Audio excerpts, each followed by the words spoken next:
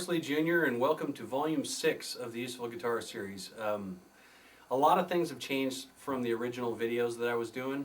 The first thing was my Rode setup at that time consisted of a PV Classic 410 amplifier, which I absolutely loved, and I still have that amp too, but it blew up one day at a gig at the Crocodile in Seattle.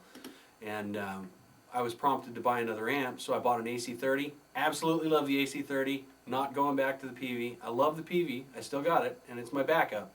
But I absolutely love the AC30. That's a great country amp. A lot of guys don't think of them as country amps because it's kind of a rock and roll thing, but the tone seeps out of that amp. And it's a new one, it's the CC2 model, I believe.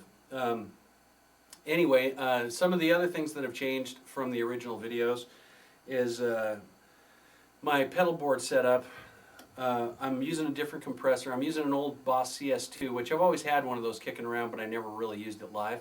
I'm using a Boss CS2 live. Everything is set pretty much straight up. I use a tremolo pedal now for a specific few songs for the artist that I'm working with currently. He has some tremolo stuff, and I use a blues driver pedal, which I've used all along, and a tube screamer as well. Now, the way that I've got the blues driver set up, I'll just kind of go through the sound of it. This is, and I'm playing through a pod in my studio here in Nashville. So that's without the compressor. That's what the guitar sounds like without the compressor. With the compressor, I've got it set to lower the volume a little bit, but it kind of smooths it out a little bit.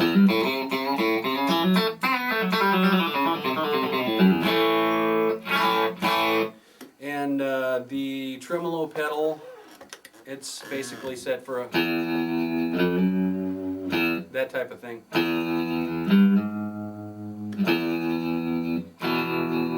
It kind of give you,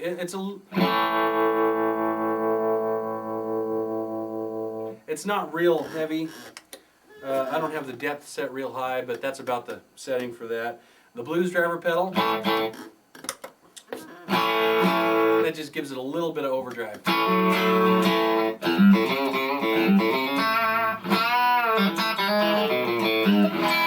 Okay, the tube screamer without the blues driver on.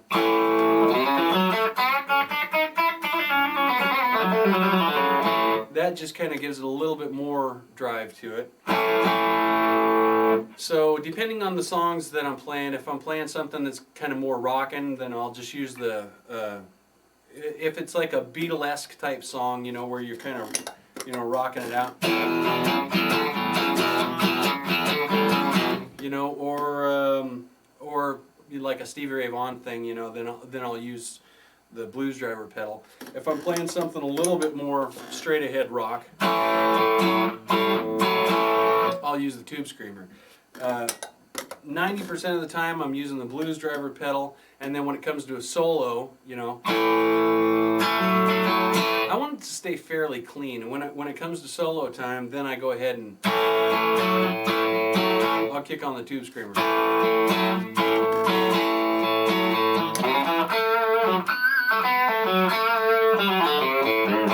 You know, something like that. So, and if I'm doing any harmonic stuff, you know, stuff where I'm doing a pick harmonic, I'll turn on the tube screamer. Well, that didn't really work out.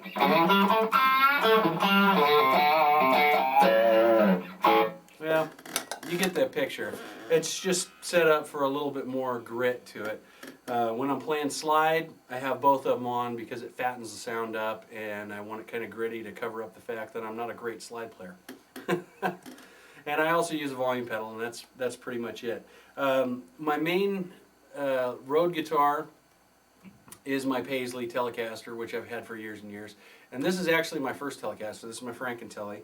And nothing has changed on this guitar since the original video. So if you've seen the original videos, you know what this is. But just for those of you who haven't seen the original ones, it's a 1987 Squier Telecaster that I call my Frankentelli because I've drastically altered this guitar. Everything about this guitar has changed except for the neck, tuning keys, and the body. The bridge, I put a Fender 6-saddle bridge on it, a 5-way selector switch, Alnico 2 in the back, a Strat pickup that's actually hot glued into the body. Don't ask me why, it just, anyway. And the front pickup is a Joe Barden. So that's that. And then I put a B-bender in it that I built out of some transmission parts. Cost me about 20 bucks. Which I'm not using the bender for this video, but you know, it works off the strap like a Parsons White, and that's basically what it looks like right there, in case you're interested. Okay, a few different things I want to go over real quick are my picking technique. I use my pick and I use my fingers, primarily these two, to do most of my picking. And I do a lot of banjo roll type stuff where I'm, you know, I'm playing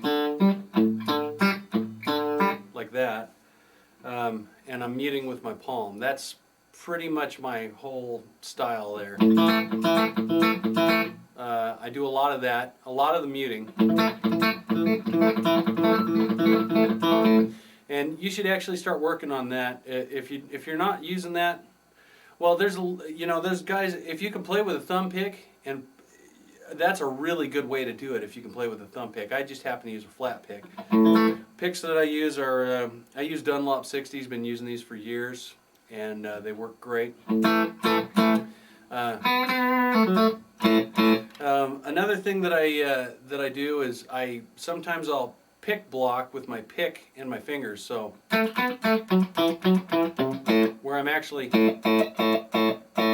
you know, blocking with my pick. And the reason I would be doing that is if I'm trying to hit a harmonic. That's the only reason I would use a pick. Well, that or a time and a half delay thing, which I showed on a previous video. Volume 5, I think I do the time and a half delay thing, which I'm doing. You know, just real staccato things and doing them with a delay. So, you know, the pick blocking thing, only if I'm using a harmonic, if I'm trying to hit a harmonic, which happens quite often. Let me hit a couple of effects here. You know.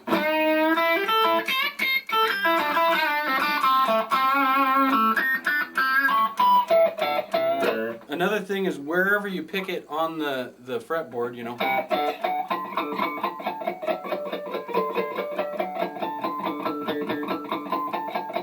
That gives you a clue of where you're at there too.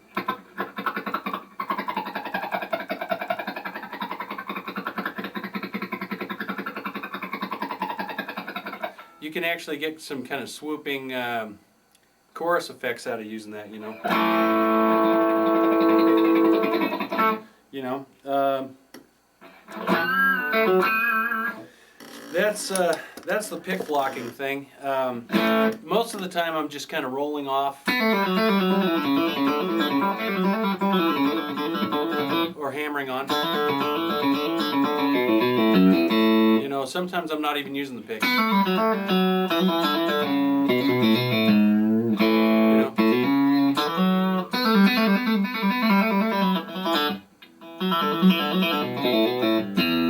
You know, I'll use the pick to pick the note that I actually need to hit, and then the rest of the time, you know, I'll be pulling off or hammering on.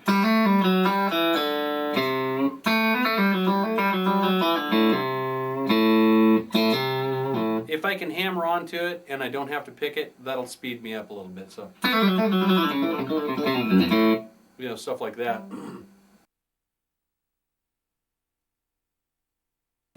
The key to getting that speed up is being able to roll off, you know, and kind of work your way in and out of chord patterns. And I'll show a few of those things on this video. But being able to just play, you know, you're kind of flying by the seat of your pants the whole time you're playing. So, say in the key of A, you know, we're doing something really fast, like.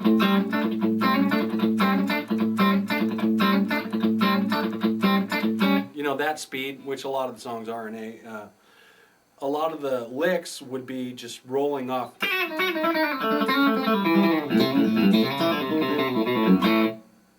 Stuff like that. You know, or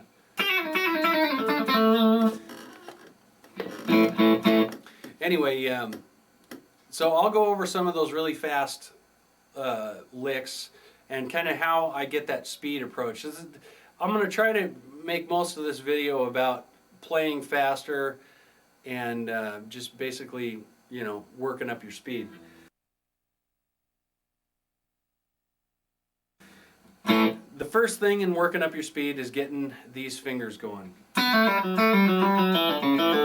That lick right there, that is the first one I'm going to show you. It's in the key of A, and it's just, you know, where you're using this finger right here to play the first note, and you're pulling off, and then picking. Okay?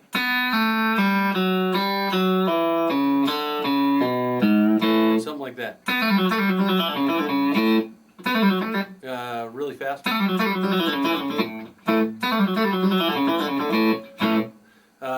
Same thing with up here. You're playing.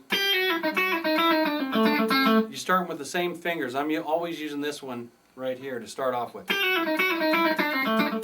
I might alternate with this finger every once in a while.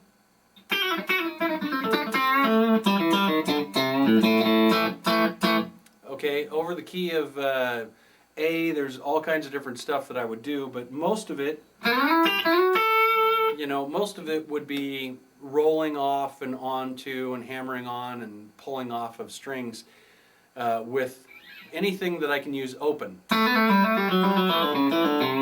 And that one, you can really work up your speed with that. Or just rolling off of it.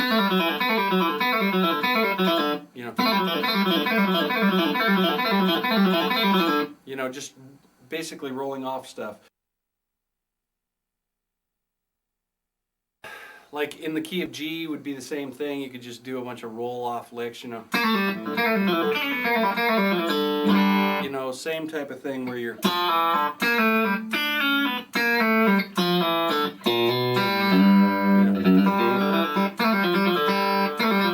You know, that's one.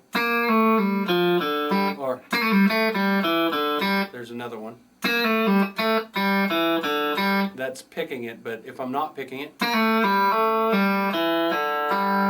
See, the key to this is you're not going to be able to play them really slow without picking them, but if I'm playing them really fast, you know, I'm not really picking anything. You know, if I'm playing it slow, I kind of have to pick each note to make it sound correct. Key of D. There's some stuff over the key of D. You know, things like that. I'll go over that a little bit later on. Key of G. You know, that right there is just a...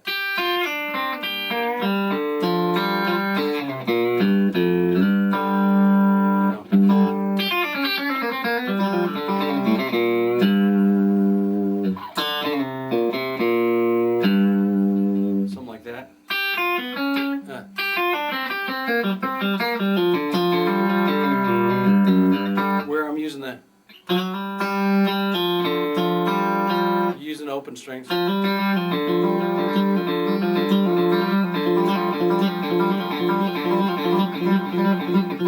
Anything that you can use with an open string and a little banjo roll thing, that'll speed you up. One thing that I always show guys that want to know this is you can do these banjo rolls in the key of G. You can start at the 5th fret. You know. You know, something like that. You can even do it chromatically. You know. Something like that, anyway. And the different variations on the banjo roll.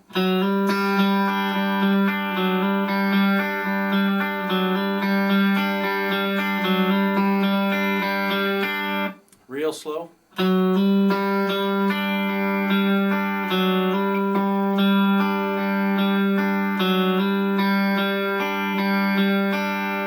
then pulling that, or taking that down.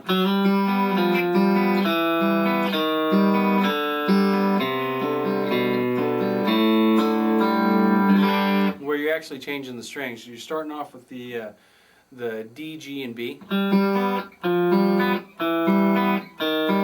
And then you're moving to the A, D, and G strings. And then finally the E string.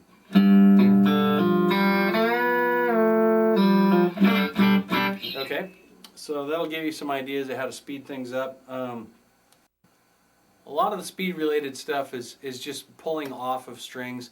Even if you can't play an open string, say we're in B flat. Okay, we're in the key of B flat. You know, you're just kind of pulling off and hammering on and you know, a lot of that, you know, I'm not even picking it. So that right there. You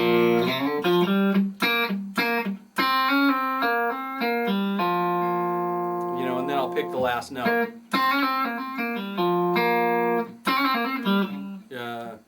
Or using your pinky.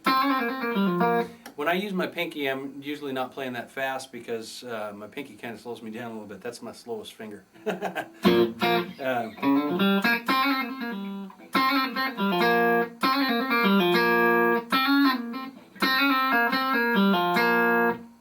Okay, what else can I show you that's kind of speed stuff? That's kind of cool. It's kind of like playing, but you're just hammering onto it here. Okay. So that's a cool one. You can use that all over the place too.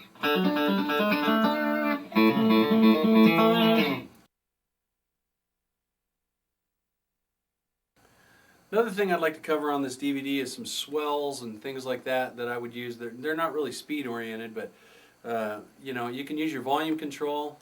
You know, anytime you're playing like a A-sus2, where you're letting the B string and the E string ring out.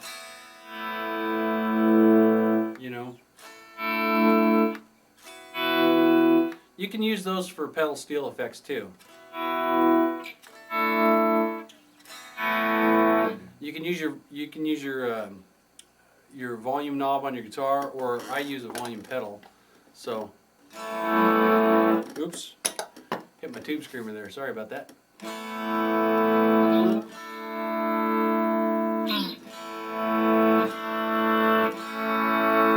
Where I'll play the,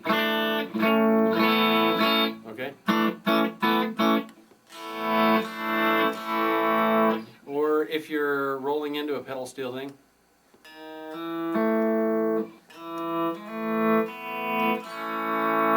So I'll use the volume pedal for that.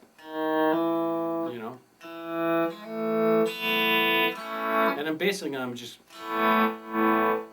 pumping it up. You know, something like that. You can also do it with your volume. It's a little harder for me to do it with my volume because I never use my volume knob on my guitar, but you know, you can use the volume knob on your guitar, but it's a lot easier to use a volume pedal, so I'd suggest using one. Let's see, what else can I show you that's useful before I get into all the licks?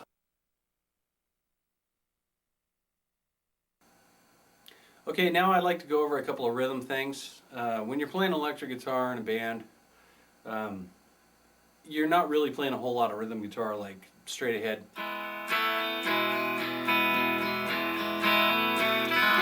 Most of the time you're not playing stuff like that. What I'll do, especially when I'm recording something or playing something that where there's another guitar player in the band, I'll just play one chord, you know, just,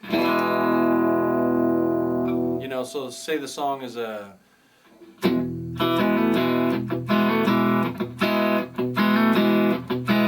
say there's a guitar player is playing that part, well, all I'll play is just,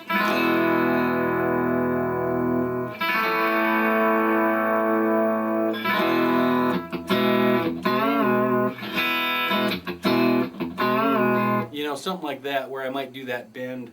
But it's a lot of the time it's not how much you play, it's how little you play that is the most useful to a band situation.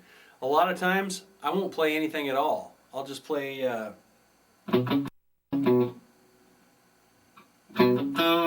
so if the song has got this 1, 2, 3,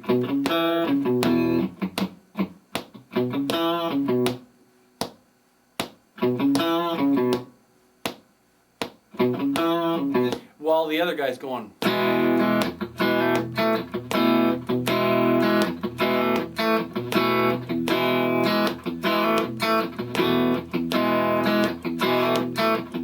so back this tape up and just play along with what I just played there.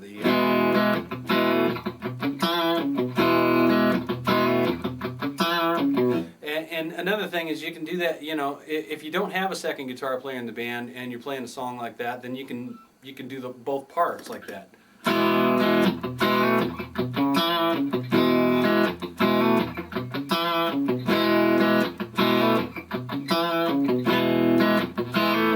Most of the time I'm playing with another guitar player, and each of us have our specific parts that we're supposed to be playing. So depending on what it is, if I'm the lead player on the song, then I'm just playing or something similar to that, and then when it's time for my solo, I'll go ahead and tear into the guitar solo. But if I'm playing rhythm, a lot of times I'm just doing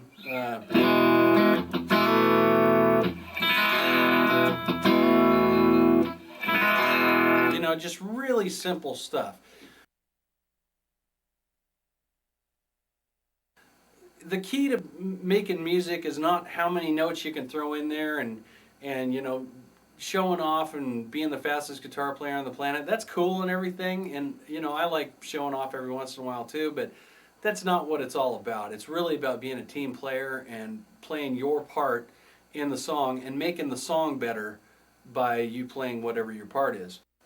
A great guitar player to me is somebody that just plays what he's supposed to play and doesn't overdo it. Same way with a pedal steel player. A lot of pedal steel players that I've played with in the past just continue to play like over the vocalist, over the guitar parts. They just keep on ripping through stuff. And guitar players too. That won't get you very far if you're aspiring to go further than playing in the local VFW or something like that.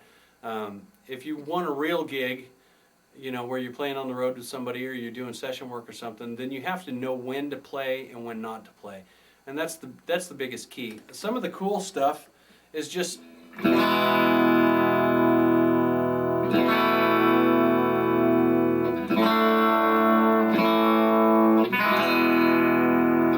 just playing really basic stuff. And then for your solo, you wait until it's time to play your solo, and then you play whatever the solo would be. Try to keep it around the melody of the song is what I usually do, and that seems to work pretty good for me. Unless I'm playing something that's ripping fast and I have the ability to kind of, play whatever the hell I want to for that particular moment, then I'll just tear into it.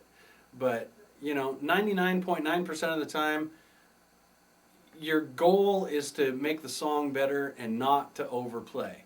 So if you're in a band situation with somebody that is overplaying, try to figure out a way to pull them off to the side and say, you know what, you're stepping on my parts and I'm going to stomp your fingers. No, just kidding. You're usually not going to be able to talk to people that just like to overplay. So, my biggest piece of advice is please don't overplay when you're in a band situation, because when you're overplaying, it's just making life miserable for everybody else around you. Having said that, I'm going to go ahead and show you how to play a bunch of crazy fast stuff that will, you know, kind of make you want to overplay. So here we go. Try to find a couple other cool licks that you can play over, say over an a really fast song like that. I think I've gone over these in a couple of previous videos, but you know, any kind of open string, anytime you can find an open string,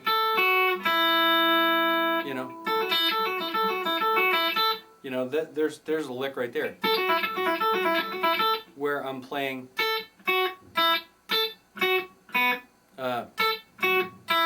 the open E string. So 5th fret and then an open E string. So 5th fret, 7th fret on B. And you can work on your speed with that.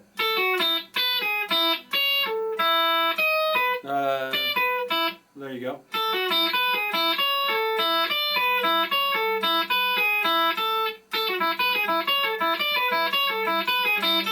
You know, I'll throw in licks like that all the time. You know.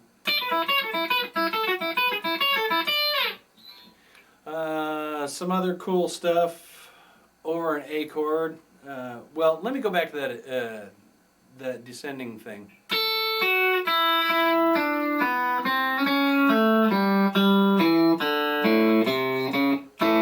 Those are all the notes in it.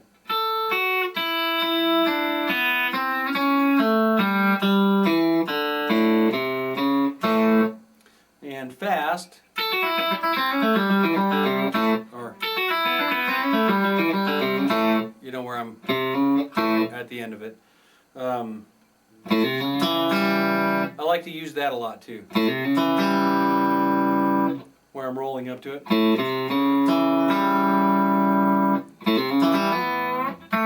And then bending up. And anytime you can use that old Amos Moses lick, that's kind of cool too, where you're bending, you're playing an A chord, and then you're bending it up from the 5th fret on the G string.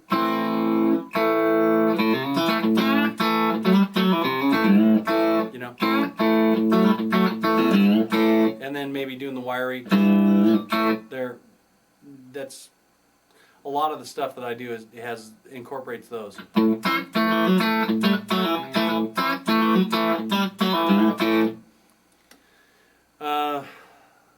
Let me go over a few intro licks that I've used over the past. Give you some ideas for intros for songs.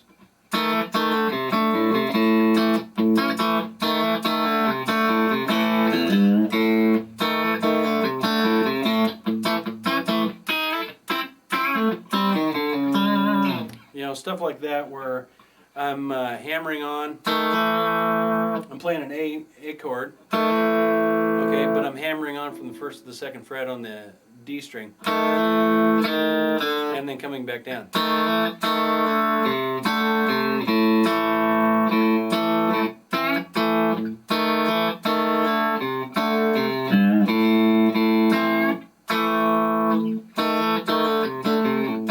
So that'll give you some ideas there, and then you can always do the licks like that.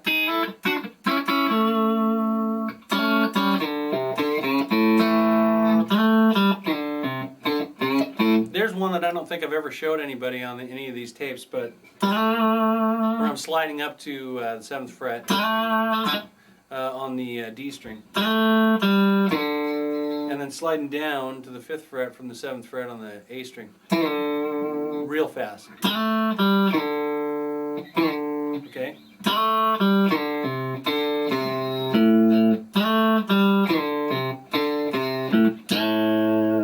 And then coming up to it. Ouch, that hurt.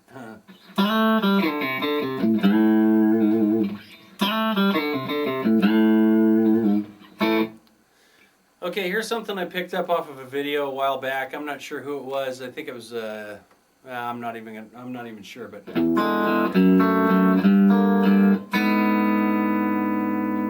you know, I'll use that lick a lot. So I'm starting with an E7th. And then the second fret on the E string and the G string. But I'm also playing the open D string. Really, I'm not playing the A string at all. I'm just playing the E, D, and G strings. So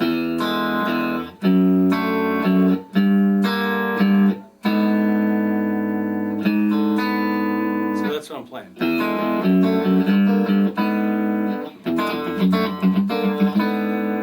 Something like that, and then coming up to the A. So if you're in the key of A and you're going down to your 5 chord or your E chord,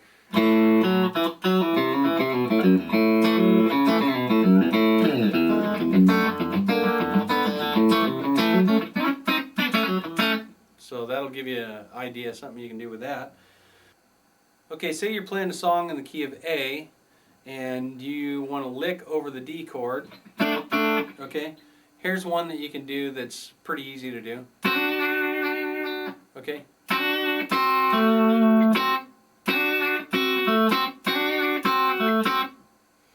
It's just hammering on to the 7th fret on from the 5th fret on the G string, and then playing the 7th fret on the D string, and then back to a double stop.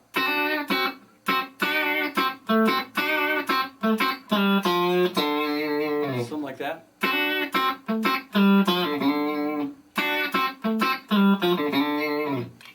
That'll give you a couple ideas there, which you can do that anywhere.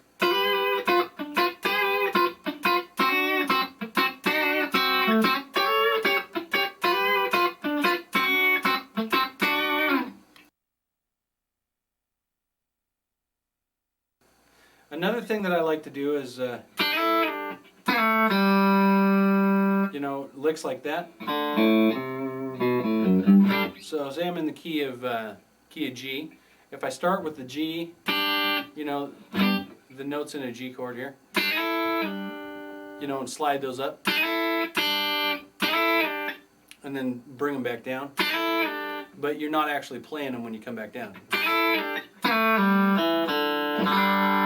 You know? Or, and then these notes in the G chord.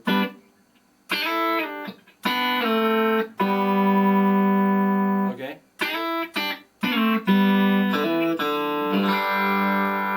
Another thing that I like to do is bend up a half step from below the G note on the E string. Bend that up to the G. So,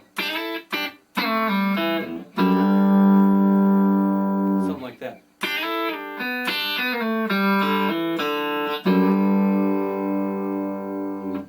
I'm going to give you a couple ideas there too. Say I'm playing something in the key of G and I've got a solo over the, I'm coming up to the C chord. So I'll just do a little bit in G and then move up to the C chord, and I'll show you a few different variations on that.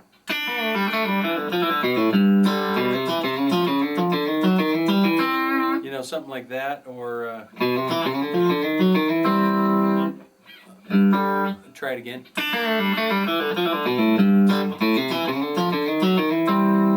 There's another one where, you know, or playing the whole chord.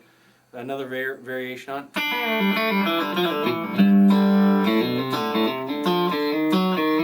You know, where you're rolling up to it.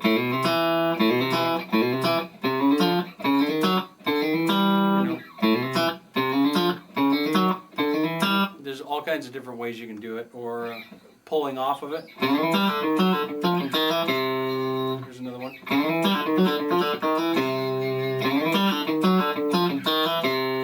Real slow. Or doing it really fast. You know, doing it a couple times.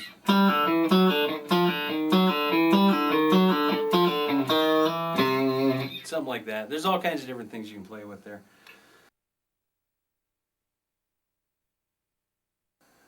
Okay, say I'm playing a half country rock song and I need to solo up the neck a little bit and kind of do some kind of metal-esque type of solo. throw some pedals on here and say it's in the key of D. Okay, so what I would usually start with is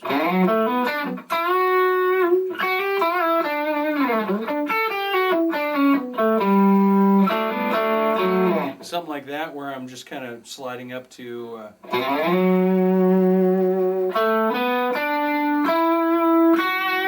know,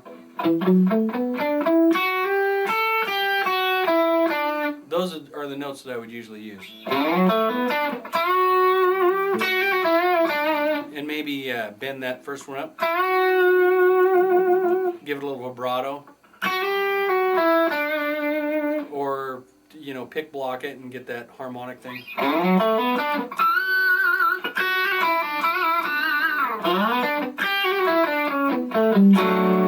You know, something like that. That would like be a beginning to it. A lot of times I'll go up to that and then play the D note at the 10th fret on the E string.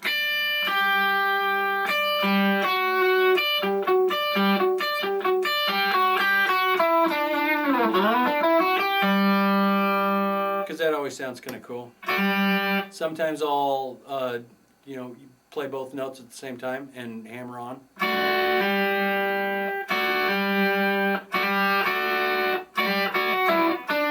And sometimes even hold that.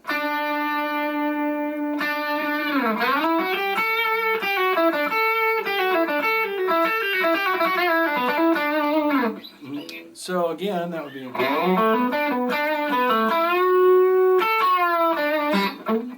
Let me try that one more time.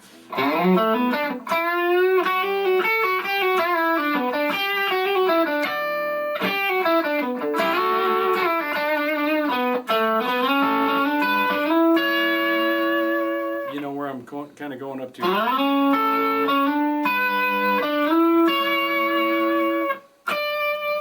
You know, and then I'm back to that note again, and I can play it in the D position here.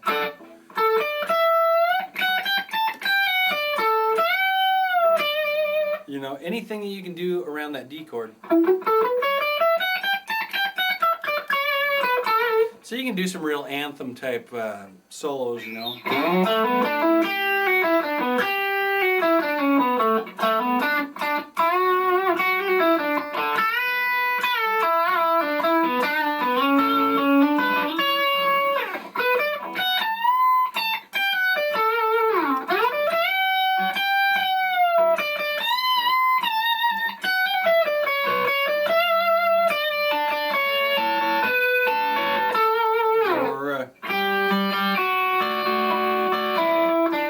Anything around there.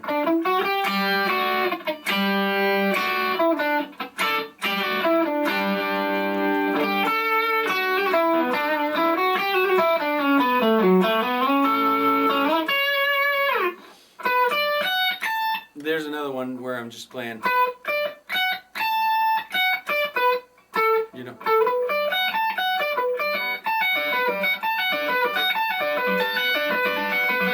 You know. It's kind of a arpeggio thing, I believe there. You know, that would be the arpeggio, right? Oops. You know, I'll use those a lot.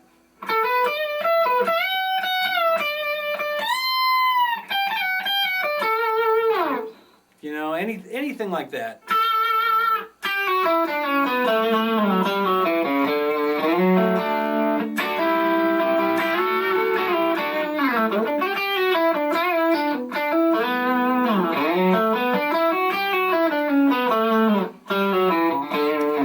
And a lot of just major scale.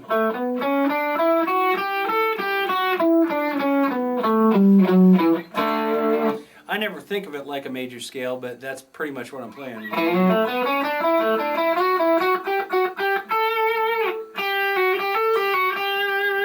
And that lends itself to being able to play that really fast.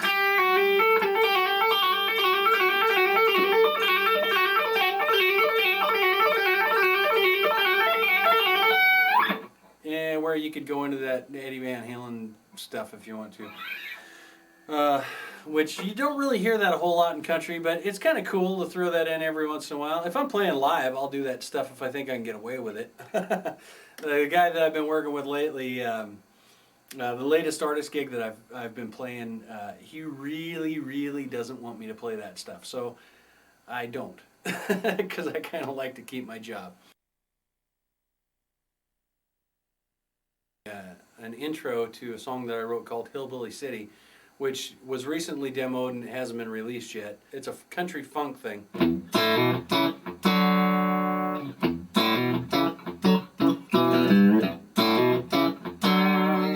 So I just basically took the one note stuff and did a couple of double stops with it, where I'm hammering on to the A and D strings. Okay. And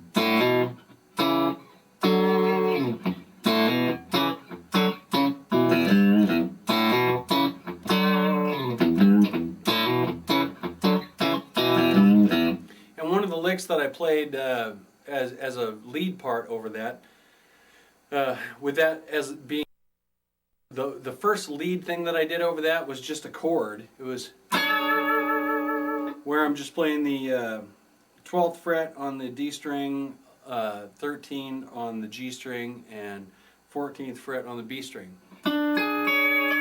That chord right there. So.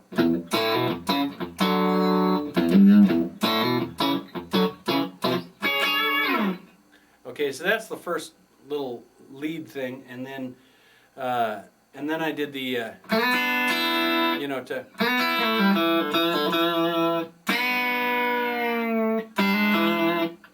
And in my song, I come up to the G chord. So it kicks off in E.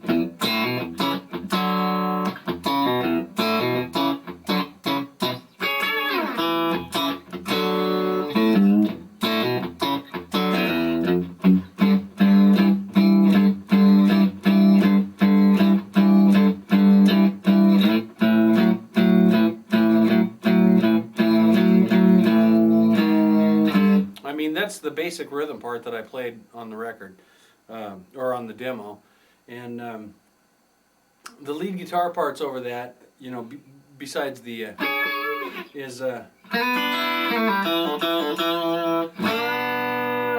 okay. So that first little lick there, you know, it's just sliding up, 4th fret, 3rd fret, open.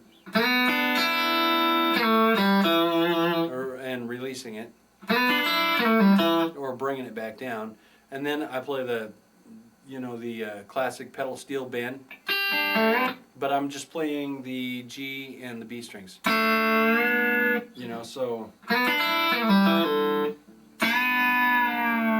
now the cool thing about this is I'm doing it in the key of E, and when I play that riff,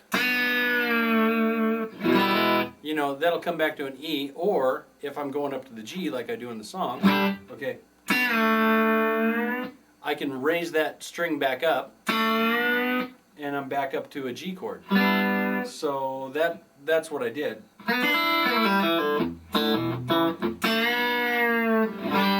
And then I'm in G.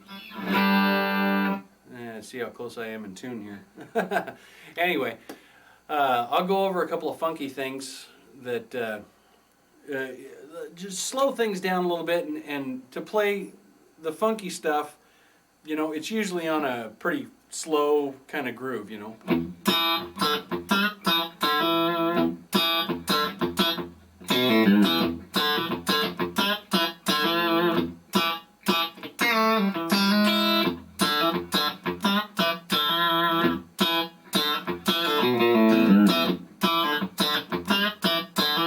That's really pretty basic stuff. It's just, you're just muting the strings with your palm. Yeah, that thing.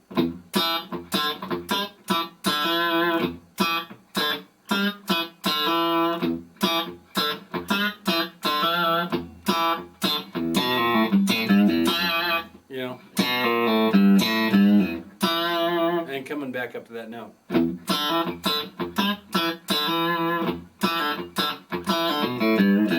You know, anything anything that you can do that's kind of wiry is going to sound kind of funky. And then over the G chord,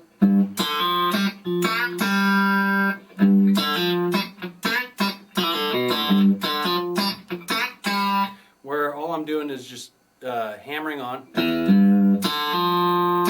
you know, hammering on to the 3rd fret on the D string. So this is a G 7th chord basically. So playing the G note on the E string, and then hammering on,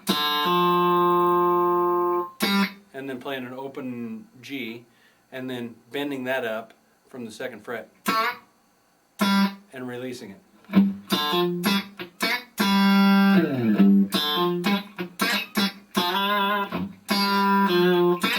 You know, anything you can do that's kind of wiry it's going to work. And these licks that I showed you earlier, if you just bend them up and then you know, play them a couple more times like a double stop, you know,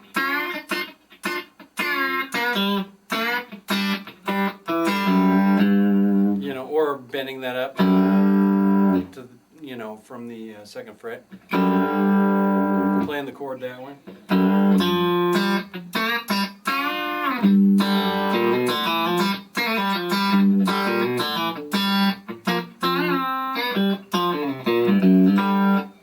Anything like that will kind of work. The key to that is when you do the bend, you know, like that one right there, what I'm doing is I'm bending from the 3rd fret on the G and B strings, and I'm bending the G string up a half step and trying to hold the note on the B string at the 3rd fret. And trying to make it sound in tune, even though I'm kind of bending the B string up just a hair. I'm trying to hold it right there at that fret, and basically I've just got a lot of pressure on the G string, and I'm kind of releasing the pressure on the B string so that I don't bend the B string up too much. Okay? So, you know, that's a one finger harmony bend, I guess is what you call it.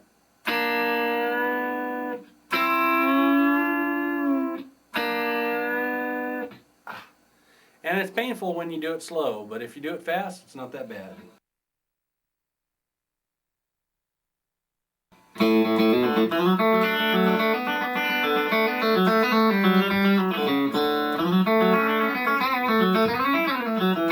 So that right there, I'm just doing like a banjo roll.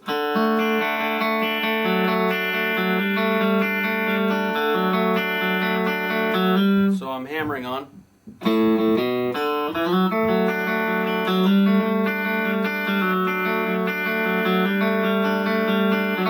And I'm basically just playing the D chord. And then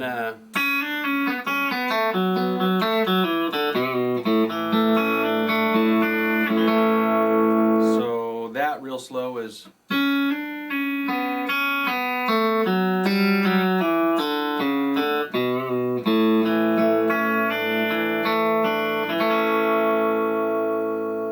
I'm not sure if that's exactly how I played it the first time, but let me go ahead and do that again.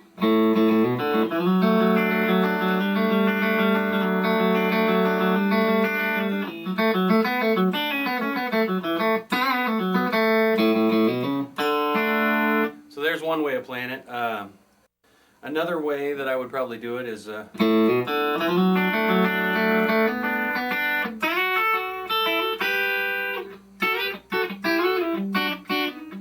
something like that, where I'm sliding up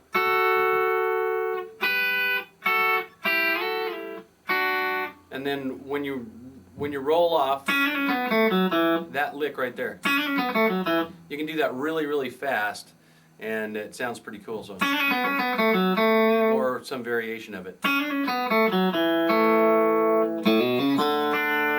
Okay, so again.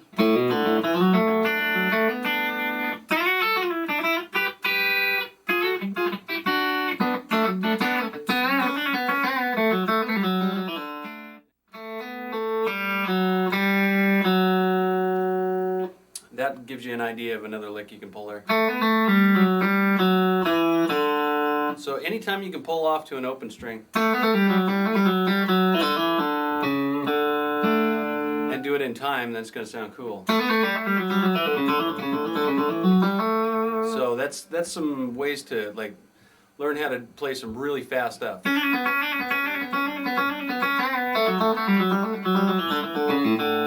So again, that slowly that's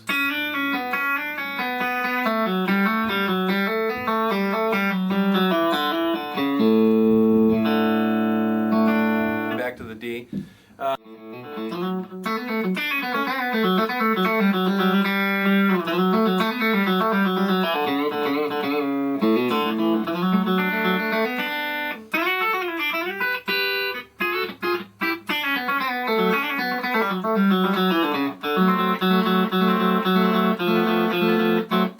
Okay, now that right there, when I go back to the D, and then over the G chord, and then back to the D, back to the D chord, over the D, I'm playing.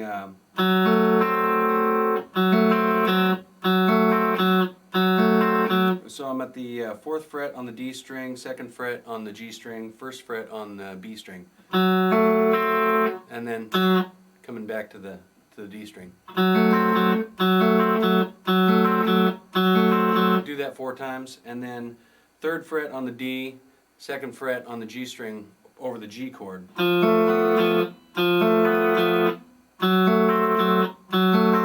So real fast that would be.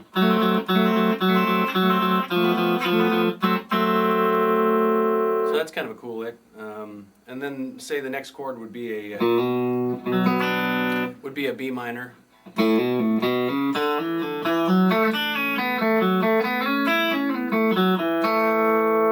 Okay, so it's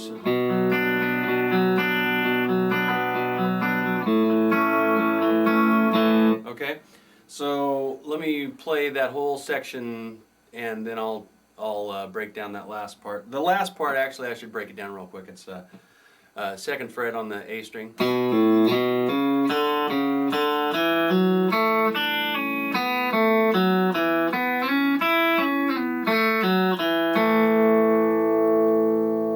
So fast, or some variation on that.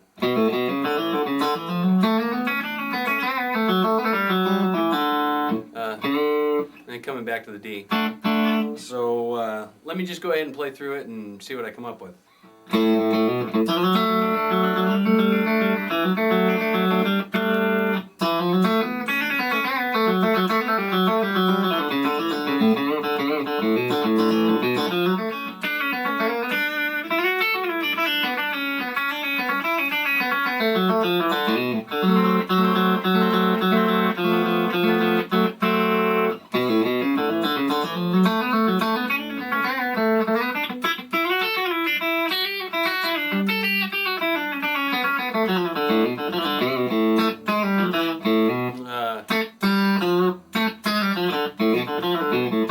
That last part there, after I did the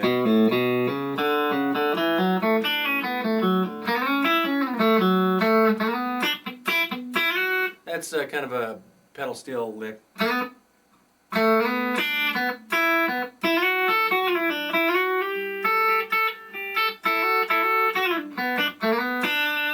So let's see. It starts on the 2nd fret of the G string. Those are the basic pedal steel notes. And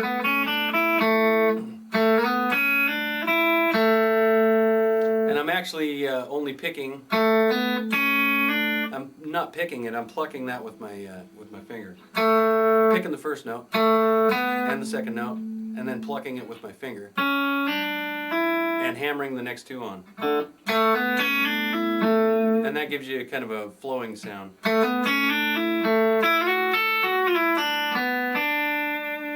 That type of thing. So, and like when you're playing it really fast, I just kind of, rip through whatever I can find around that chord progression, and I throw a lot of low.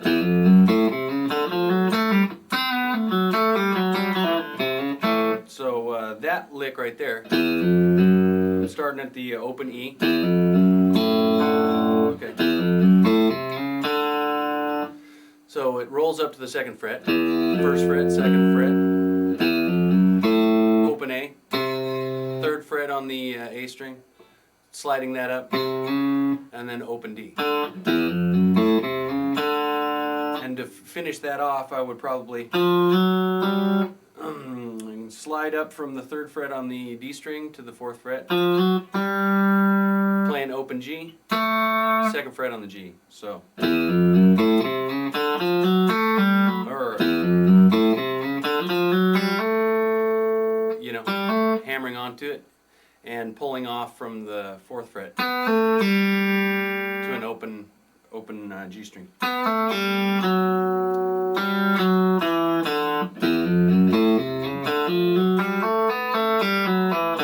Something like that. So what I'm going to do now is go ahead and play through some of these licks and throw a bunch of stuff together and just kind of see what happens.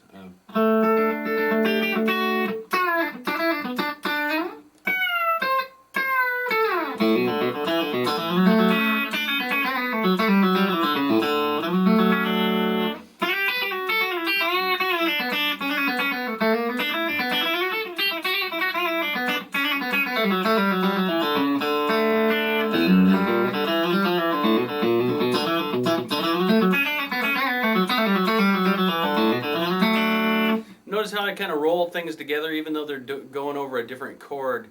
Like the chord change would be there. I'm still playing the lick kind of in, you know, over a D. Even though I'm playing a G chord, I'm playing a D lick. It's because I'm rolling around stuff and I'm just kind of making things kind of flow together, so it doesn't really matter if I'm playing it. As long as you're playing it really fast, nobody's going to notice that you're playing a solo that should be in the key of D over a, well, it's in the key of D, but that should be over a D in a G chord. You can use a lot of the same stuff. And this one here,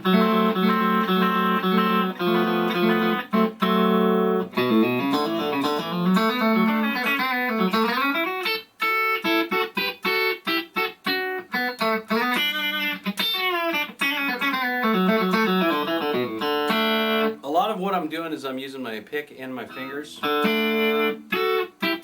When I'm doing stuff like that, I'm just using my fingers.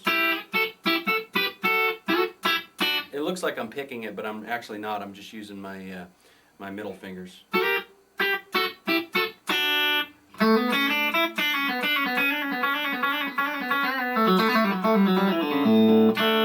That's a good speed thing to work up your speed, is just to. So when I'm picking it, I'm plucking the first one with this finger right here.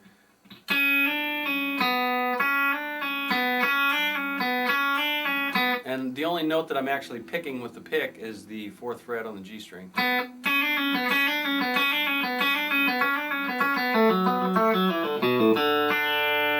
So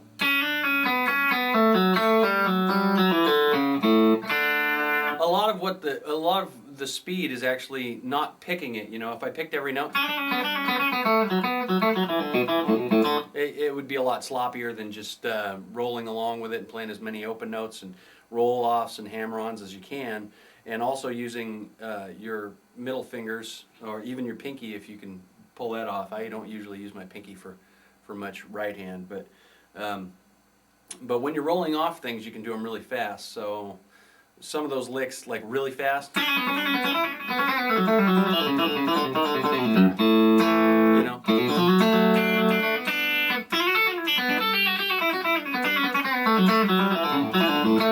know. That right there is just a. That's all I'm doing, is just pulling those off. So the first one I'm pulling with this finger, and then I'm picking this one.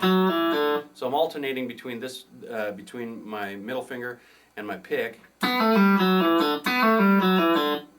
for which string I'm playing. So.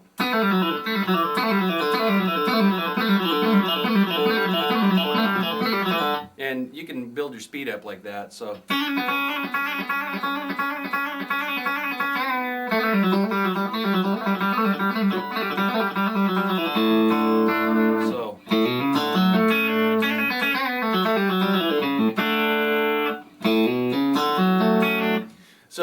break down those licks again real quick. It's hard for me to actually slow these things down and then try to explain exactly what the notes are. I'll just play it really slow.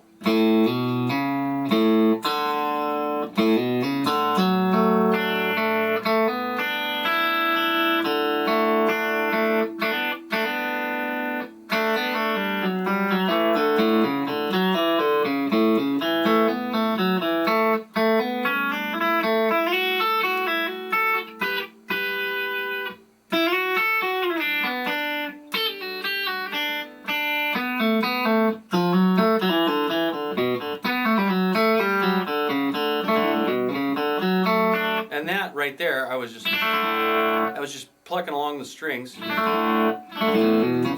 know, to kind of give it a little sweep. Yeah, it sounds like you're playing more notes, but you're actually just playing the chord. But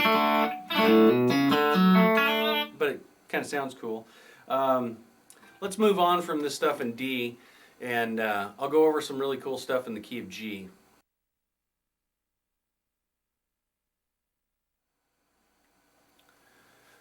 So, over the key of G, first and foremost, I'd probably do some pedal steel bends, where I'm holding the second fret on the B string, and I'm just bending the G string up from, or the third fret on the B string, and I'm bending the second fret on the G string up.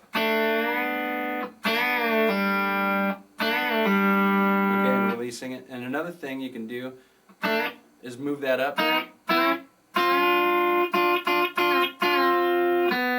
You can come up there and do it too. So, over the key of G.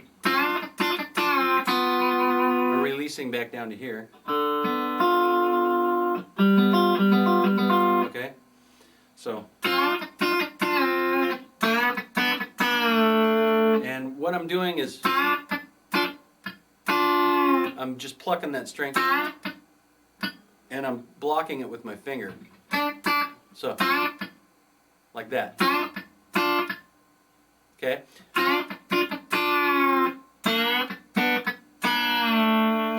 And you can also do that from up here.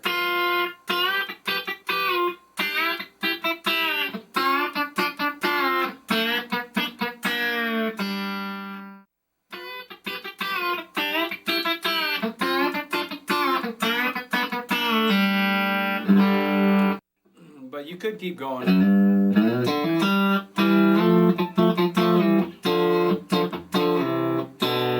Something like that, where you're actually just playing the harmony notes.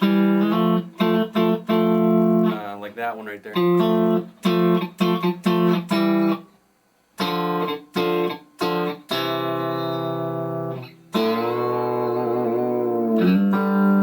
Doing maybe a below the nut bend on it.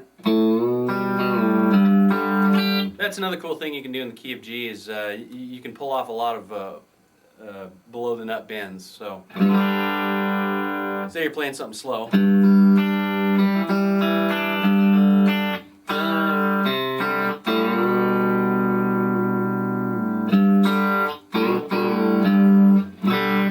I don't know if I'd use that stuff much fast. The below the nut bend stuff, unless I'm doing a pull off thing like a, and then maybe hitting a harmonic at the 5th fret, something like that.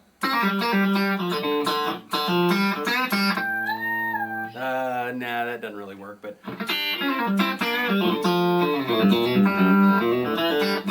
I'll go over a couple of those things too. A lot of the stuff that I do in the key of G is, you know, the basic kind of rock and roll, like licks like that, but sliding up to the G chord, like if you're playing a bar method.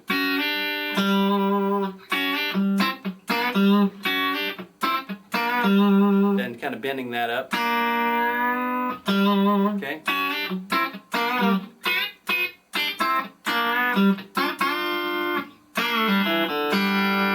Stuff like like that. Some cool open string runs in G. I've gone over some of these in previous videos, but I'll go over them again real quick. Some cool open string runs is that one's, I use that one a lot.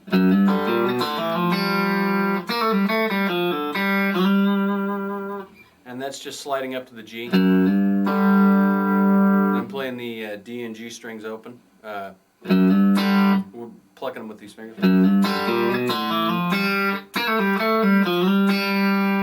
Another one would be this. That's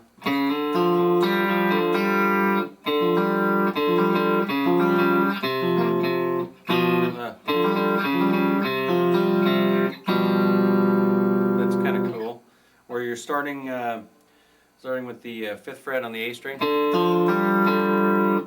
and just working your way down. And that basically comes out to a G7th. So there's lots of things you can pull off there. Okay, here's a couple more licks over the key of G. Here's something that I use a lot.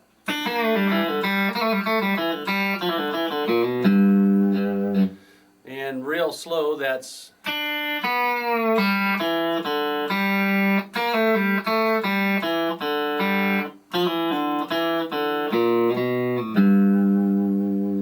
and I might follow that up by going to a G7th lick. Something like that. Or another thing would be just bending the G string up to the 3rd fret, which is kind of a wiry thing. Another one would be from the 12th fret on the B and G strings, and just doing a harmony part coming down from there.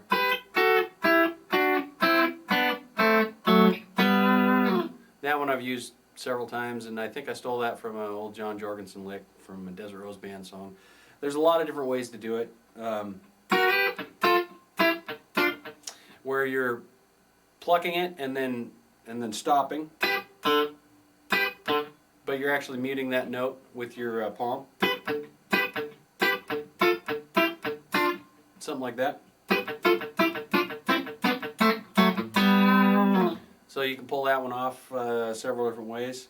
Another way to do it is to pull off. Instead of doing a double stop type lick, but you can actually pull off.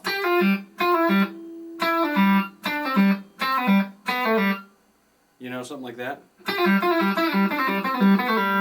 You know, or rolling up to it.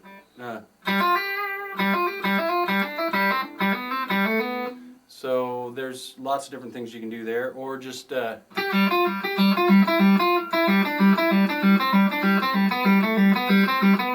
where you're bouncing off of it. You could actually do that with the harmony part too. You know, where you're bouncing off both of them. Lots of different ideas you can come up with off of that. I'll do a couple of intro licks in the key of G, and then I'll move on to another chord. Okay, so one of them would be, and normally I'd be hitting my B bender on this and bending that note up, but I'm not using a B bender for this one.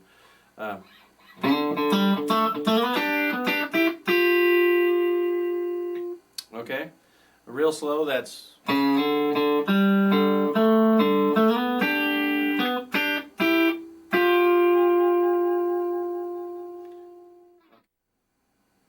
here's something I would probably do. These are a lot of bluegrassy type licks.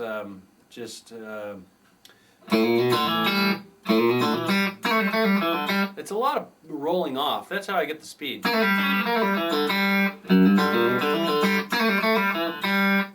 So that, real slow. And then you could keep rolling off of it. And that, if if you do it really fast, it sounds really cool.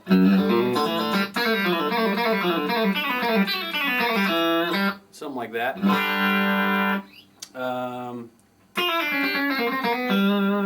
That's another one that I would use a lot, where I'm just in this position.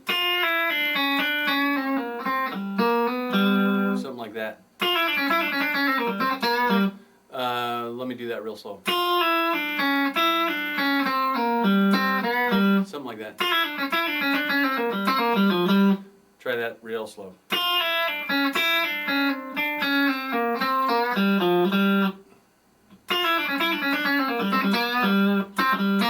I'm actually ending it with a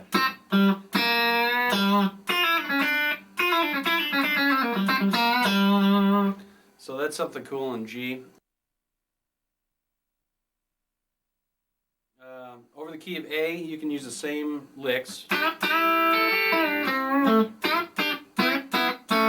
now that you're down to the A here, you can and use your below the nut bends. Or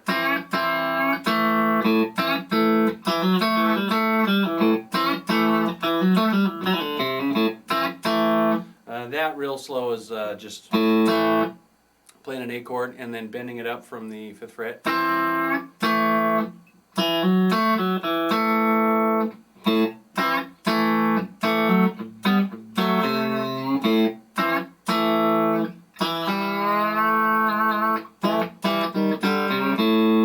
Where I'm kind of bending it up with, well, I'm bending it up below the nut.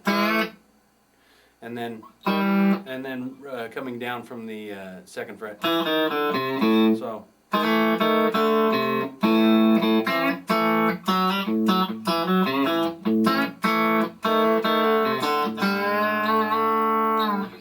Yeah, there's all kinds of different things you can pull off there.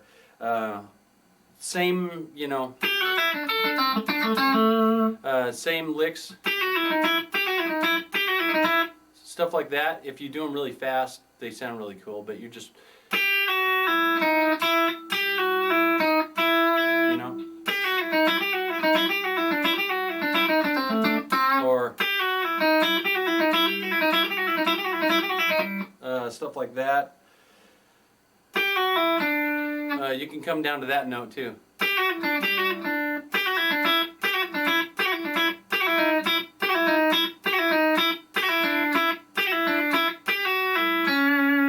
Or come down to that note. You know. Those triplet type licks, you're actually jumping time. You're not just going ba-da-la-da. You're not just going. You're kind of going. You know, I jump time in it and so they'll flow better. You know, something like that. So instead of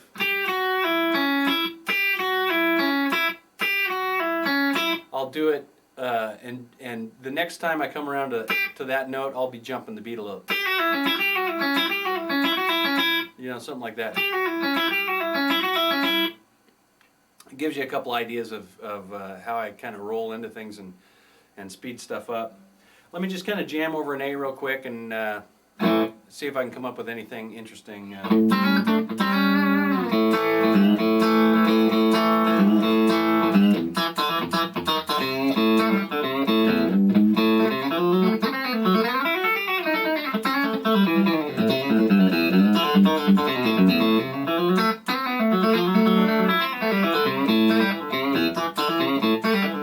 Okay, so that I'm basically doing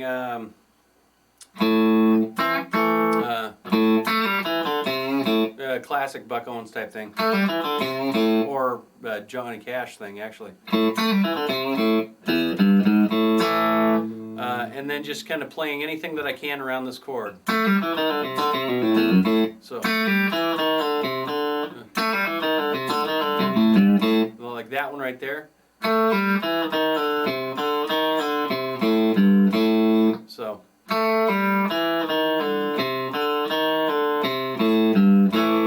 something like that. The thing that I did over the E.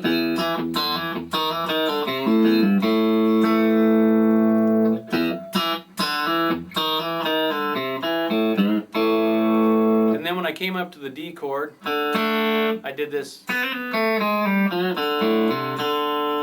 where I'm hammering on to the second, the first fret on the D string or the B string. Sorry about that.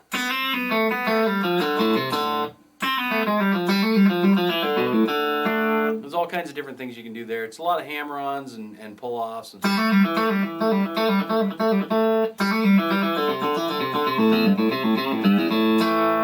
And just trying to come back into time with it. That lick there, that one over D, I'll usually come all the way down and then work my way back up. Something like that. So, and other stuff in A.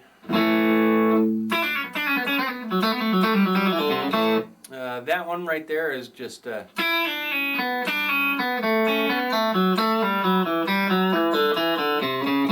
like that.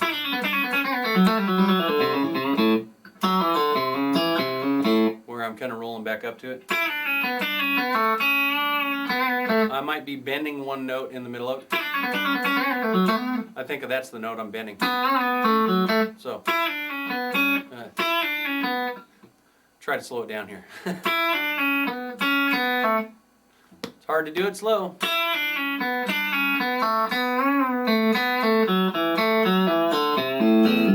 Something like that.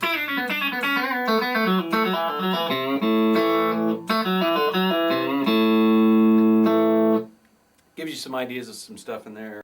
I think I've gone over the F sharp, the typical F sharp things in a couple of different videos where you're kind of moving up.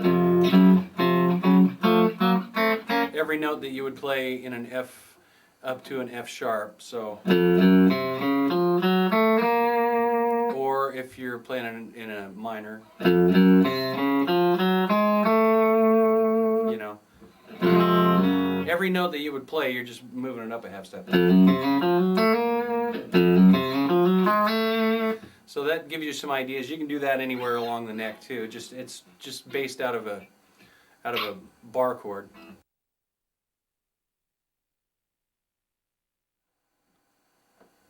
Okay, here's some stuff in the key of E. Okay, in E, you have the E string as a drone, so you can do all kinds of cool, like I did in the telethon, the song Telethon. But I use that a lot.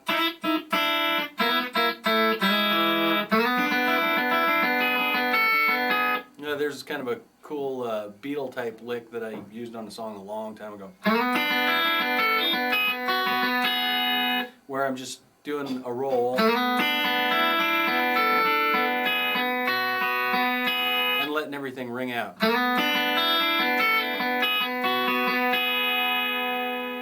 So that one's kind of cool. Another thing you can do with that is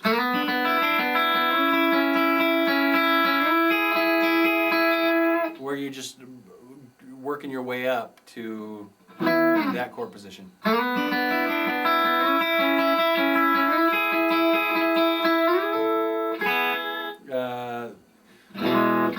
One of the songs that I did, I used this lick. I'll go ahead and go through this whole lick. It's in the key of E, and it's in the song Old Hickory, and I think it's how I ended the song. So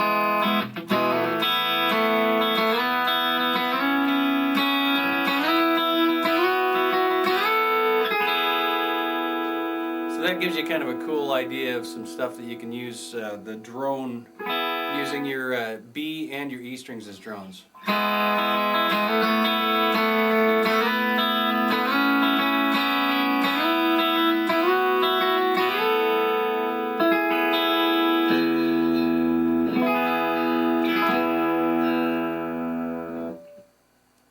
Come up with a couple interesting ideas out of that, I'm sure. And you know, there's all kinds of different things you can pull off out of that, but the typical pedal steel thing, you know.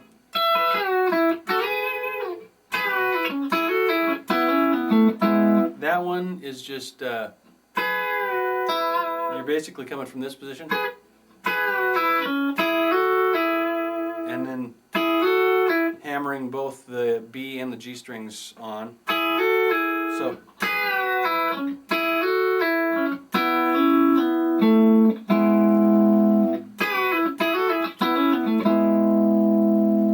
And you can play it slow, you can play it fast, however you want to play it. You know, stuff like that.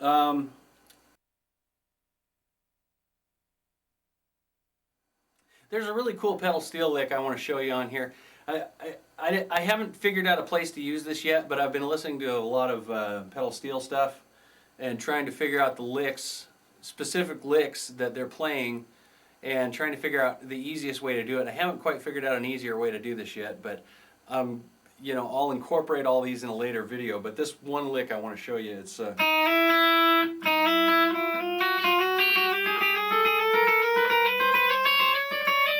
I'm not even sure who did it. I think it's a Weldon Myrick lick from like the late 60s, but where you're going up to, you're sliding up to that note, and then the next one, you know, doing that, but you're trying to let it ring out.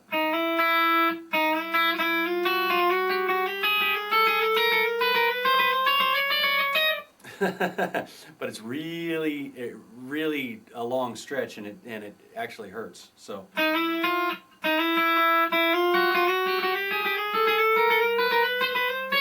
It's a really cool lick, though. One of these days I'm going to figure that out. A couple more pedal steel things, just the basic key of A pedal steel.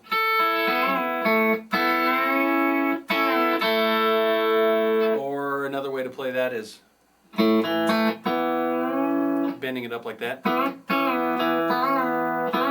Yeah, there's a guitar player in town here.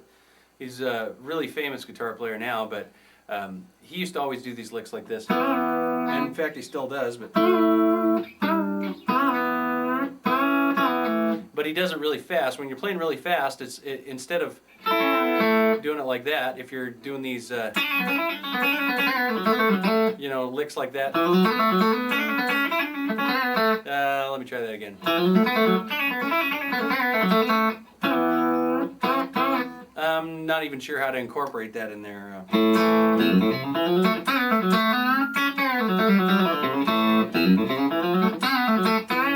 Because I play it different.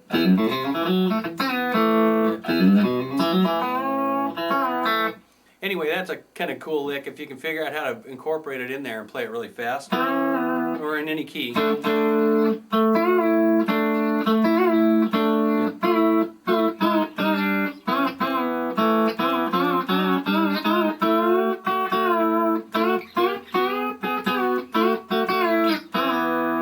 You know, there's one way of doing it like that.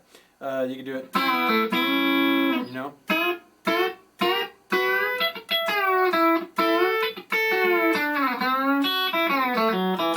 Yeah, there's another way of doing it. You know.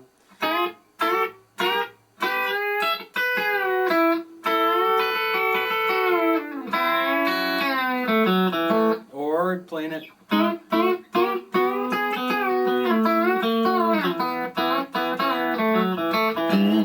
You know, different ways you can do that. Or playing it like that. So.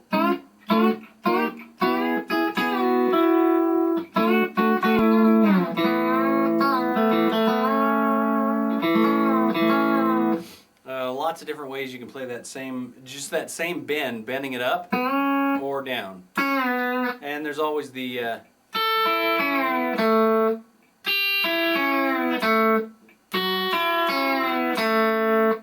different ways you can bend it like that, and then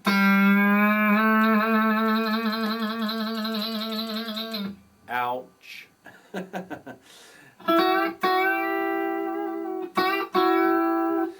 All kinds of different stuff you can pull off there. Let me go through a couple of rhythm techniques now. Some of the rhythm stuff that I've been playing lately on the road is say over the key of D.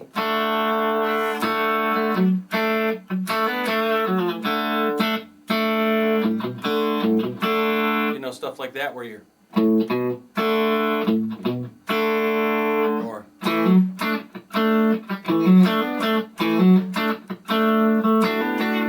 stuff like that, where you're hammering on from a D position, and you can hammer on.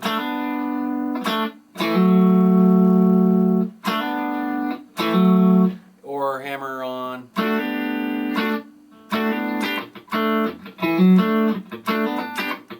Seems like a lot of the country stuff that you hear nowadays, those are kind of the riffs in it. So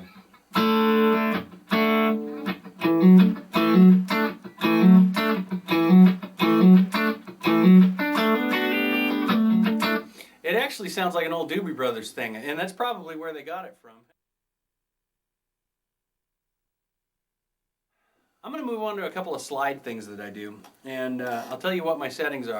I kick on both the Tube Screamer and the Blues Driver pedal, as well as my compressor, because that way I can, it'll just fatten it up and give it a little bit more mid-range. If I do it without the Tube Screamer, it'll sound a little bit more kind of raw. I'll show you in just a second. Hold on.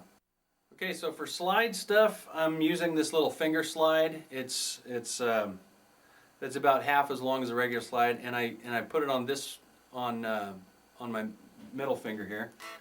That way I can still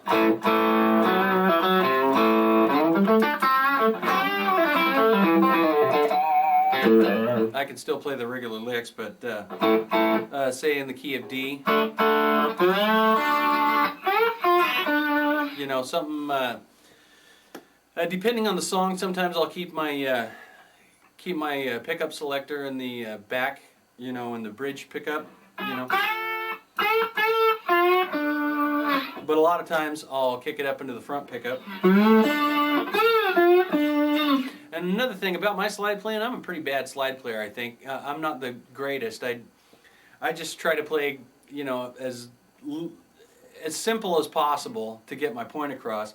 And I don't have this guitar set up for slide at all. The action on this guitar is really low. In fact, the E and the A strings buzz so much that I have a little piece of plastic. I'm not even sure if you can see that. But I've got a little piece of tape in there underneath the strings so that I can keep them from buzzing too bad. But you can hear that they're buzzing. So anyway, something in D with the neck pickup in.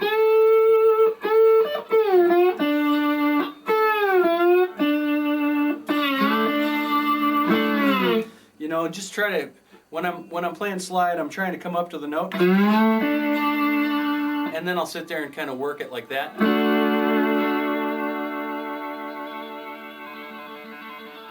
And just kind of work it back and forth like that. I think the key to trying to sound in tune when you're playing slide, because it's kind of hard to stay in tune for me anyway, is to always come up to the note.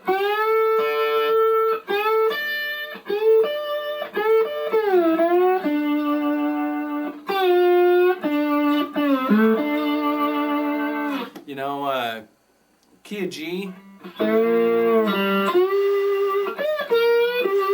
I use those licks a lot. It's just coming up to the, coming up to that.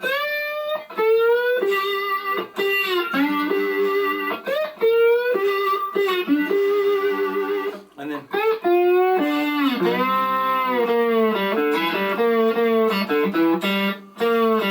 The cool thing about using a slide like this is that you can still fret the notes, you know.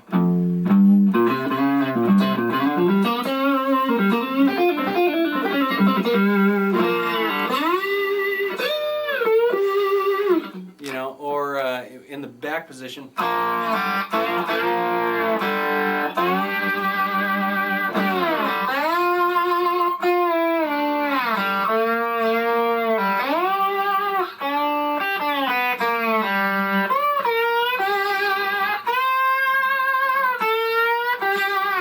So I'm always trying. I ended up playing slide a lot. I never really played slide a lot live until this latest artist gig that I got, and then I ended up kind of taking over for the slide player. So I had to learn all these slide licks off of his album, And most of them were pretty simple, pretty straight ahead, you know.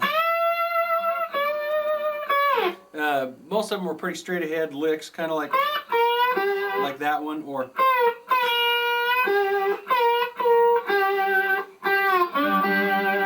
where all I'm really doing is just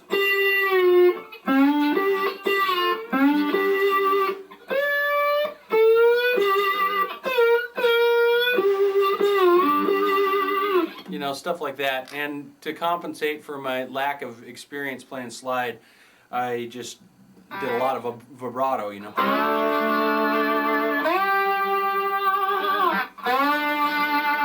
Which actually kind of is cool if you're going for that effect, you know. You come up to the note and then just vibrato the hell out of it. So I would normally come up to the note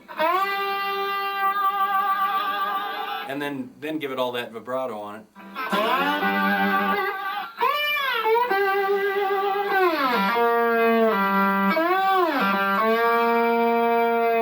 Sometimes you have to kind of keep it straight though.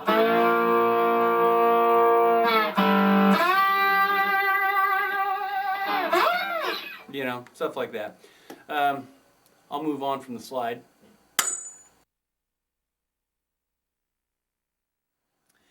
Get back to doing some picking. I think I'll leave the tube screamer and the blues driver on. Kind of give you a clue of some other stuff that I would do. Just some kind of rockin' licks that I would play. Say in the key of A.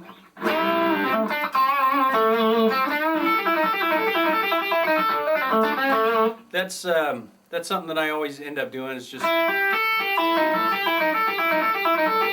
that lick is.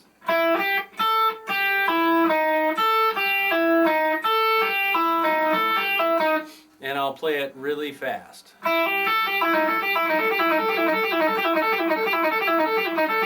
Or I'll roll off. You know.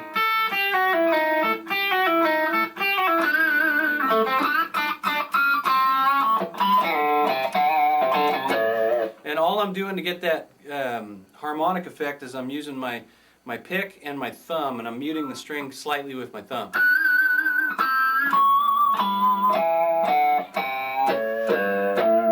Which is pretty much a Billy Gibbons thing. The first time I ever heard it was an old ZZ Top thing. But I'll use that a lot and give it a cool effect. You know.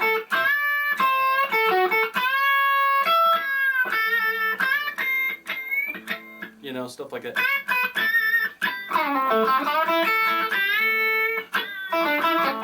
Yeah. Kind of hard to do it when you're actually trying to, but I just kind of throw it in wherever it feels necessary, you know.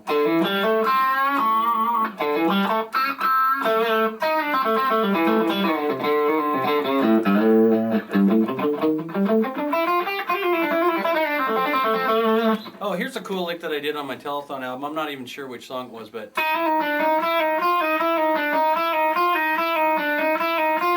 where all I'm playing is from the 4th fret. So it's in the key of A.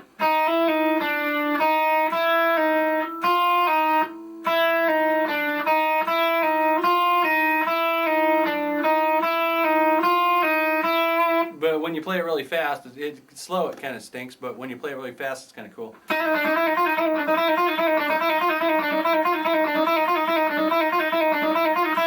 I'm not even sure what song I did that in, but anyway, there you might be able to figure something out to some place to throw that in there. And if nothing else, it'll just make the other guys in the band mad, and that's sometimes priceless.